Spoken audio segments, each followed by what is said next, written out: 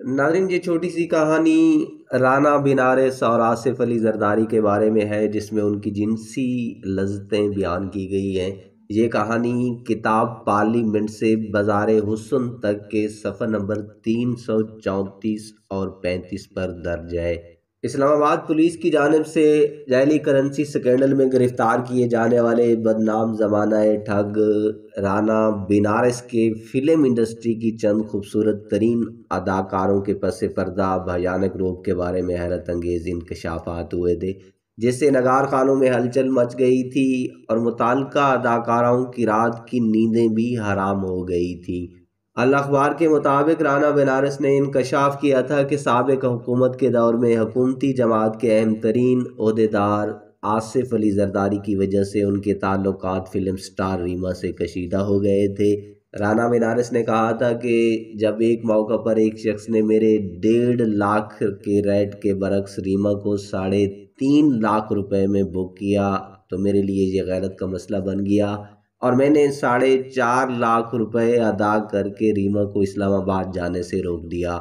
राना बिनारस ने बताया कि इस वाक़े का इल्म जब जरदारी को हुआ तो वो मेरी जान का दुश्मन बन गया और मुझ पर कई कातलाना हमले कराए। राना बिनारस ने इंकशाफ किया था कि उसकी बर्बादी में चंचल रीमा, कमसन साहिबा, दिलकश मदिया और परी चेहरा सैमा का बड़ा हाथ है। राना बिनारस ने बताया कि मेरे पास पैसे आने की देर थी कि लाहौर के चंद बड़े फिल्म साज दोस्तों की मार्फत ये तमाम हीरोइन कटे हुए फल की तरह मेरी झोली में आकर गिरी। ये अदाकाराएं मुझसे सच्ची मोहब्बत की कस्में खाती थीं। सहबा की माँ ने मुझे अपना मुंह बोला बेटा बनाया हुआ था और मुझे अपनी बेटी के मुस्तकबिल का सहारा करार देती थी। मैंने मुतअद्दिद मरतबा एक रात की मोहब्बत के लिए साहिबा, रीमा, साइमा और मदिया को 1.5 लाख रुपए दिया। रीमा से तो मेरी शादी की बात भी चल रही थी और मैंने उसे शादी के वादे पर ही 45 लाख रुपए की मालियत के हीरो की अंगूठी ला कर दी थी। इसके अलावा मैंने रीमा के बैंक अकाउंट में 25 लाख रुपए जमा कराए थे। एक brand new Pizarro Toyota car भी खरीद कर दी थी।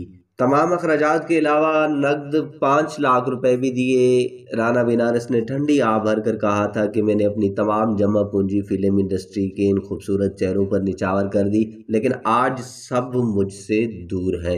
राना बनारस ने कहा था कि गुज़िश्ता 15 साल के दौरान मैंने 80 करोड़ रुपए से ज़ायद का फराड किया है, जिससे मैंने सिर्फ मुजफ्फराबाद में अपने लिए 2 कनाल की कोठी भी बनाई है और बाकी रकम अपनी हसरतें पूरी करने पर उड़ा दी। राना बनारस ने कहा कि इस मुल्क में हर माल बिकाऊ है। बड़े बड़े सियासी रहनुमा और शराफत के लिबादों में मलबूस शख्सियत के अंदरून खाना क्या घिनौने खेल हैं।